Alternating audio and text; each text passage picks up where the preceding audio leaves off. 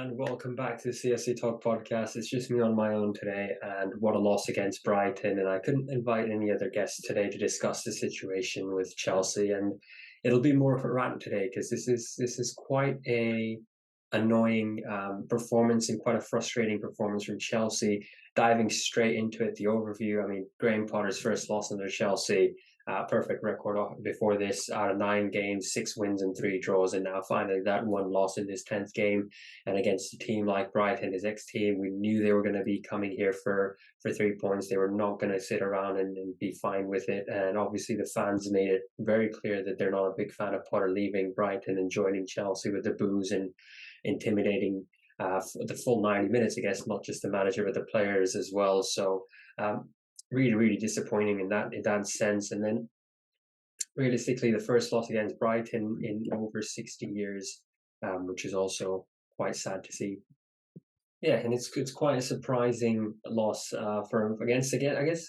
What I'm more surprised about is Graham Potter knows his Brighton team in and out, and that's what confuses me a lot, because as a manager who's coached Brighton and brought them to what they are right now, for him to lose against his old team or against his old teammates, against his own players is quite a surprising fact to know. And we knew they were not going to come here just for a point. They wanted the 3 points. They wanted to show what they're made of, and they did.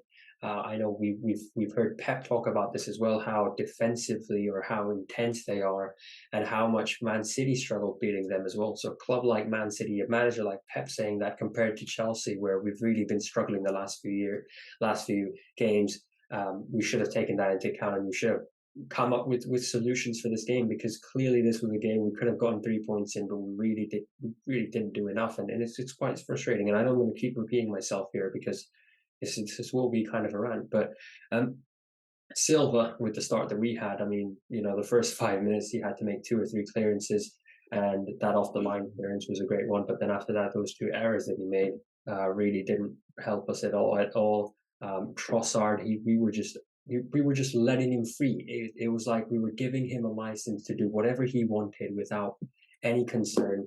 And he did what he did. I mean, he scored that first goal in under 5 minutes, and then he was causing so many issues. Ruben Loftus-Cheek and Chalobah with the 2 own goals, and we'll get into that as well. But it's I guess the awakening for Chelsea, because we've got Newcastle next, who've been in incredible form with their players, and Arsenal as well, obviously top of the league. They've just beaten the Nottingham Forest 5-0 today when I'm recording this. So yeah, it is not going to be easy for Chelsea before that World Cup kicks in to try and get as many points as they can in this Premier League campaign. And getting into the lineups for the game, it was very frustrating. Very frustrating seeing the lineup, and it's I'm going to recall a lot of the fans who were going after Thomas Tuchel for putting up wingers in left wing backs and right wing back positions, midfielders in those positions with Loftus-Cheek. I know, the amount of times Pulisic has started there, Callum Hudson-Odoi started there under Tuchel, and now we're seeing exactly the same thing happen against under Potter as well. Sterling and Pulisic as your right and left wing backs is not the solution to Brighton's attacking capabilities. You don't defend Marsh, Trossard, Lallana, and Miltoma with Sterling and Pulisic as your right wing backs and left wing backs. You just can't. And we saw that the crosses they put in, the chances that they were creating from that was really troubling Chelsea, and most of all, Kepa Arrizabalaga just unable to read those crosses. The amount of times he had to come off his line, make those last-minute saves, or try and get the ball cleared out it was not nice to see. Chelsea were really getting bogged down in every area. There was not a single area on the pitch where Chelsea were dominating or trying to cause any issues to Brighton, and that's what we saw. And don't understand why Cucurella has been starting at left centre back. It's just doesn't make any sense to me. We've got someone like Aspie who could come in. Chalobah could move into that left centre back position. I'm pretty sure you can do a better job than Cucurella in there, and bring Aspie in as your third centre back if you want to play a 3 at the back. You play the 4 at the back if you want, because Fofana's injured. We don't have any other option in defence, and we really need to figure this thing out, because we can't have players play off position. Cucurella should have been the one playing at left wing back. Chilwell could have come in as well, because we could have had him play there as well. And what was Potter thinking when he made that decision We could have had that Aspi come in, and Kukurea would have sit this one out, or maybe Chilwell in the left wing back position. Why isn't he playing, and what's up with him, and Potter not picking him? And it makes no sense to me. And then you look at the lineup and you go, well, Gallagher's playing, Mount's playing, Kovacic playing, Loftus-Cheek is playing, and you've got four midfielders, and you think, well, this team can overload the midfield. This team will control the ball, and suddenly you see Mount and Gallagher playing on the wing. Kovacic and Loftus-Cheek are in the world of their own. They can't figure out for the best of what they can do, and they're really struggling to keep the ball. And I want to give credit to Brighton midfield here for constantly being intense and constantly attacking us to keep the pressure on us, and that's what they did the whole time, especially in that first half, in that opening few minutes. I'm running out of words to say here in terms of how I felt, because it was generally just frustrating again and again and again. And it was just, they were overloading the midfield. We were getting out of positions. We had so many players out of position. We saw that with Silva in the first 5 minutes, Arrizabalaga in that as well. Kukurea unable to defend and stamp a mark in that left-hand side with Sterling in there. So yes, this whole Potter's tactic of overlapping wing backs, Pulisic and Sterling go higher upfield, Mount and Gallagher come into the centre helping out Havertz. On paper, it's amazing, but you want these players on the night to perform as well for that to work. And clearly, on that day, it just did not work. It just we couldn't figure for the life of us how to figure that out. I mean, Loftus-Cheek, we played him in the centre, ineffective. We played him at right wing back, ineffective. There was nothing from Loftus-Cheek on the night, and it was just a wasteful player to play on that night, in my opinion. Like, it was, why were we playing him in those positions when it's not his positions? Play him where he's meant to be playing. Play Pulisic where he's meant to be playing. Play Sterling where he's meant to be playing. Why are we experimenting with players out of position? I've never really heard a lot of these players playing out of position on a regular basis, especially when there are no injuries. We could have had Aspi in that right position. There's so many options to go with, and I'm looking back and I'm saying, what was Potter thinking? This was really him just throwing stuff in there, thinking, oh, it's going to work. It's Brighton. It's fine. Without me, they're nothing. Well, they literally showed us what they can do, even without Graham Potter. Heading into that first half, I mean, right from the get-go, we've mentioned this many times. Silva. Silva. Yes, he's 38. Yes, the age is a factor. Yes, he's been incredible for Chelsea this season, and he's probably been one of our most key players. But we can't expect him to play every single game. We can't expect it. It was a West Brom-esque performance on that night from the defence. Silva, Chalobah both lost in their worlds. Kukurea, we've already said enough about him, but honestly, we were just lost in that back three. We had no control. We had nothing. And every time Brighton would press us, their counter press, whenever we lost the ball, was incredible, because we were out of position. We had to cover up, and this is where the midfield comes into a position where you've got four midfielders, and none of them have the knowledge to go back and help the defense and clear out or make that lateral. There is no intensity. There is no commitment in this team right now, where someone's literally running across the pitch like Kante does and making that tackle. Whether he gets a yellow card, whether it's a foul, stop the play, stop it. Make them fetch the ball as well, because the more they have the ball, the more we're going to struggle off the ball. We've never been a team that's been good off the ball. We've always been good in possession. And now suddenly we're playing against a team who kept the ball on the night. Realistically, not sure how much they do it on the regular basis. Yes, we had more possession, but look, this was a game we should have dominated. And Brighton aren't an easy team to win against, but at the same time, I do expect Chelsea to beat a Brighton team who hasn't won their last 5 games. They've had 1 draw, 4 losses. A new manager's come in. Their whole coaching staff has changed. I guess the mentality around the team is going to be changed since Potter's left. So it's one of those charity FC moments where we've just given away 3 points where we could have had those. We could have gone 5th or 4th. We could have been 4th in the league right now, ahead of Newcastle and Man United in terms of goal difference. But Newcastle, what a turnaround they've had this season. It's nice to see some more competitiveness, and knowing that we have them in a few weeks' time is kind of scary with the form that they're in and the players that they've been scoring goals with. But Gallagher missing that chance in that first half, Pulisic as well. Those are the chances we got to be scoring. And under Tuchel, we talked about lack of creativity, lack of chances, lack of goal scoring opportunities. We've not had that problem under Potter. We've had so many chances.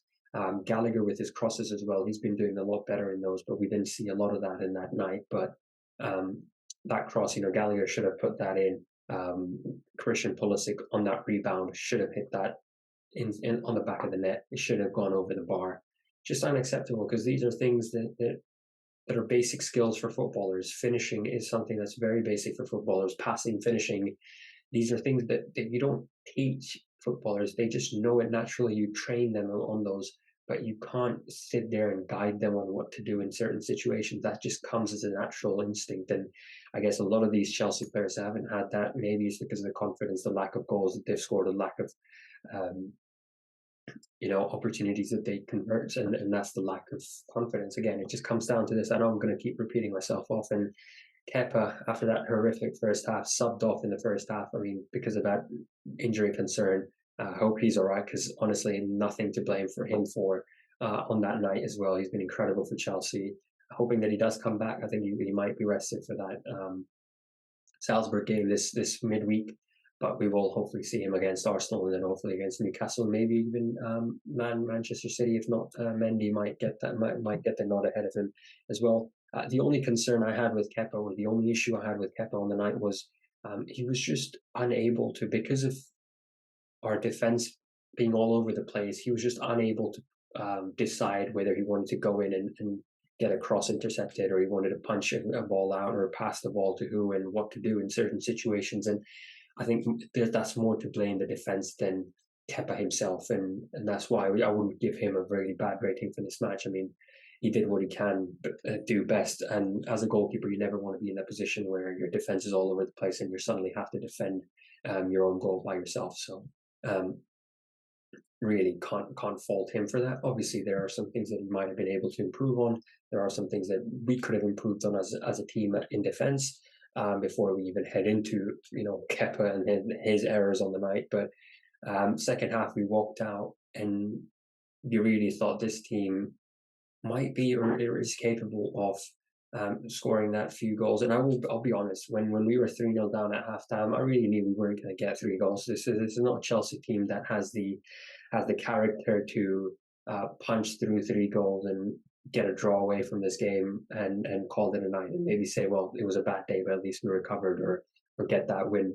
And it was one of those. And when that goal went in after halftime, great from Kai Havertz scoring that goal, great assist from Gallagher. As I was speaking about the cross situation with Gallagher and the amount of chances that he's trying to create. Well, that we saw that in the second half, and we thought, well, maybe there is a slight chance. If not, at least we'll see a better Chelsea on the night. So, but clearly not. They did score that 4th goal and really ended all of our hopes, even though that came right at the end of the game. But 3 goals in the first half. This Chelsea team does not have the character or the intensity to do whatever. But in the end, honestly, players need to show up, make those fouls in midfield, in the midfield area, in the opposition's half. Stop the play. That's the best way to defend. Honestly, take a foul, get your team behind, get your men behind the ball, get ready for that defense, rather than having to chase down a counter press or a counter attack the opposition does. And Trossard on the night really, really made us work, and Marsh as well. Honestly, Scully Marsh, shout out to him on that night. I mean, what a game he had as well, in terms of stats, but in terms of just troubling on that left-hand side. Cucurella, Sterling had nothing. They could not do anything on that night against him, which is why Cucurella was really cooked on the night, if you want to call it that. And yeah, I mean, we went to Brighton. What were we expecting? It was never going to be an easy task. It's an away game. Brighton players are going to be charged up. Managers going to be charged up. Fans are going to be charged up against Potter. It's the first time he's going there, and they've got nothing to lose. Their record against us is shit anyway, so it's not like they've got anything to lose on the night. If anything, that's the passion they had to beat Chelsea and show the world, or show the Premier League, or show England that, you know what, we were not just here because of Potter. We were here because of the players and the quality of players we have, and that's what they showed us on the night. 5 games in a row lost. Agreed, some tough games on the road, but when you beat Chelsea 4-1, it does make a big statement, and it is going to be a headline news for the next day. And you know, it's just going back to the point of not starting those wingers again. In conclusion, Pulisic, Sterling Wood should have been made way up front. We waited 79 minutes to make that change about Pulisic. 63rd minute for Sterling, and even then we brought out Aubameyang and Broja, thinking we were going to get those 2 goals that we needed, the 3 goals to win the game, but clearly wasn't going to happen with the midfield and the defensive issues that we were seeing on the night, and the pressing that Brighton were on. It wasn't just the first half; they were doing it in the second half as well. And in hindsight, I'm questioning a lot of things right now, and there's a lot that I'm thinking about in terms of the players, in terms of the manager itself and the board and the decisions that we're making, because we shouldn't be in this position. We shouldn't be fucking fighting for these games like that. We should be winning these games comfortably. We should be defeating teams like this 4 or 5-0, if anything. And these are not games that we need to be worried about going into. These are games where we should have our backups play. We should have our second team play these games and fucking win the games. We shouldn't be put in this position. And we've seen that under multiple managers, and every time it just seems like we just keep hitting the reset button, takes us back a few years, and suddenly Chelsea's in a rebuild again, and then we rebuild something, we win a trophy or 2, and now suddenly it's gone to shits again. We need to be consistent. We need to have a team that's consistent, man. We're just not consistent enough, and we won't get anywhere like that. Really need to work hard for our wins here and solve the issues. And Potter said after the post-match, this is just the least of our worries, because there's going to be a lot more tough games ahead for Chelsea before we can have a team that can start winning matches regularly and perform really well. But we shouldn't have had to have those games. We shouldn't have those games to play with. We should be going into every game thinking we're going to win the game. It's just keep shrugging my shoulders at this point in terms of a review, because that is what it was. That is exactly what it was, and how annoying it was. And there's not much to say. We just need to be consistent. But yeah, moving on from that shambles of a game on the weekend, Zagreb on the midweek, and please, Potter, play players in the position, man. This is a game where nothing can go wrong. We lose, we still qualify. It's fine. We qualify second, but if you want to top the group, we got to beat Zagreb, and it won't come playing a team like this again. We need to switch things around. Broja needs to start that game. Mount needs to start. We need to make an intense performance on that night and make a statement, because yes, the record's still great. 6 wins, 3 draws, 1 losses in 10. But a lot of it now comes down to how we bounce back against Zagreb, and we lost that game under Tuchel. And the last thing you want is this manager losing that game as well. We will be resting. Obviously, I said Mount might be starting, but I think he might be resting on the night. Kepa resting on the night as well. Silva as well. Chalobah maybe. As well, you'll see a lot of players resting, because we've got Arsenal, which is God knows how we're going to handle that one, but that's one to look out for.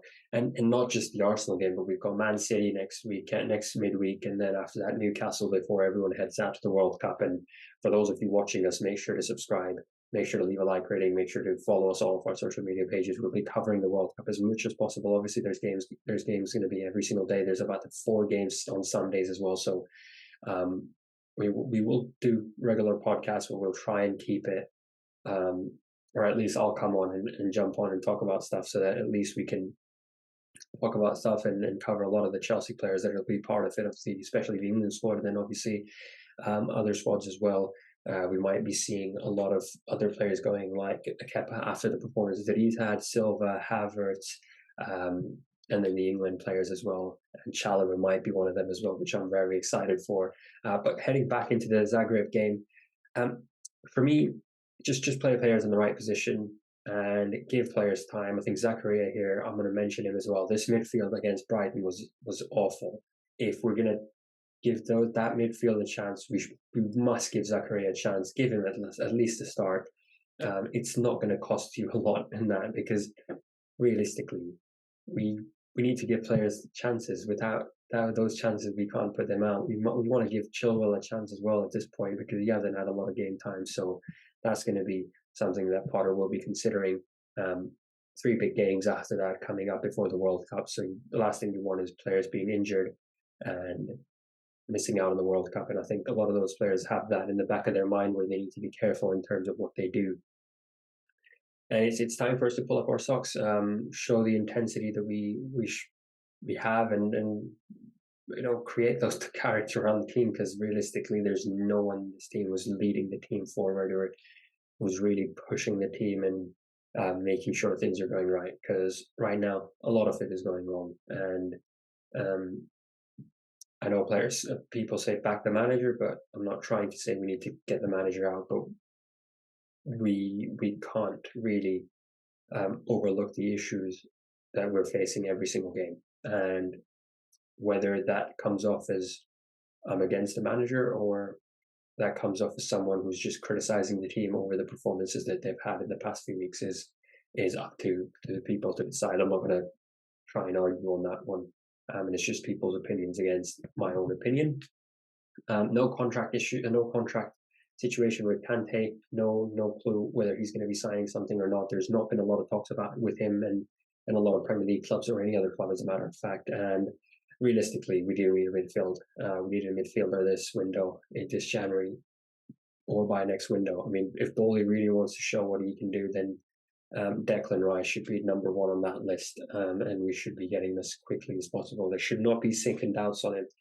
We've paid 100+ million for someone like Pulisic, Havertz, 80 million, 110 million for Lukaku.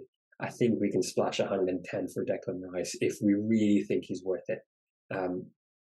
Because this team isn't getting anywhere without a perfect midfield. And we really need to start thinking about defensive options again. Silva, Silva, Koulibaly, Aspie, they're 30+. They're almost 30+. Koulibaly's 29, 30 as well. That's not going to last us 5 or 6 seasons. We're going to have to be looking for replacements. So yes, we've got youngsters in attack, and the issue is those youngsters are not performing. Pulisic, Havertz, Broya, Aubameyang, I mean, he's on the end of his career, but Sterling as well. We've just signed him, and he's lost right now in the position that we're playing him. And he's so used to the Man City situation, the ball coming to him being in behind the defense and just running at the goalkeeper and trying to create that pass or that shot on target. And we can't have that at Chelsea, because we don't have someone who can make those balls like Bernardo Silva used to do, like Kevin De Bruyne does for Man City. So it's something that Chelsea will really have to look for. I know my review today is going to be probably something that's going to be a bit of me being angry, but a lot of me being down as well, because this is not a performance that I expected Chelsea to have. And it's one of those where you're left so frustrated that a lot of the times you don't know what to say, because anything that you say won't change what's going to happen next game. And Salzburg is going to be one for look out for, because I don't know why I have a bad feeling that one might end badly as well. And yeah, and it'll be hard for me to believe Bowley backs Potter. And I know this is a very, very early talk, but all that noise around Bowley backing Potter no matter what for the next 2 seasons, is going to be a very far-fetched idea, because that this team has gone through 3 managers realistically with a few changes, and hasn't been much, we haven't seen much. I mean, Lampard started this whole thing. Tuchel carried it on, that Champions League win, and now Potter, and we're still seeing the same Chelsea. We're still seeing the same Chelsea. There's no consistency, and I'm going to keep repeating this again and again and again. But yeah, I'll end it on that. Hoping Chelsea can perform well, but it might not end well on the night as well. So thank you guys for watching. Hope you enjoyed. Let us know what your thoughts are, because I want to know what everyone else is thinking, and if there are any good reviews on the comments or in the post, and I'll put them on feature on the YouTube channel on the next game. Make sure to follow all of our social media pages for the latest Chelsea news. Add us to your playlist on the podcast, on the audio platforms, and subscribe to us on YouTube. Make sure you leave a like rating, and we'll see you next time. Hopefully after a win against against Zagreb, and hopefully with smiles and a guest as well. So thank you very much, and we'll see you next time.